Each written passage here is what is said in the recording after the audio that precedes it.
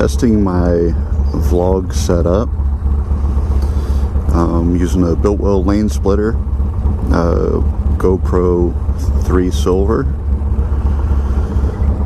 and riding out to Ace Cafe in Orlando. It's my second time around. First time I forgot my mic adapter, so got a mile or so into the ride and had to turn around and go get it. So we'll see how this goes. If it turns out well, this will be a frequent deal. So let's just enjoy the ride.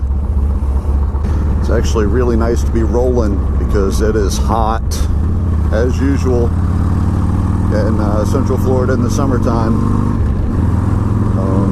Also, we'll see how the audio sounds on this because I can really kind of barely hear myself talk. So I'm hoping the microphone might be picking up a little bit better than I can hear.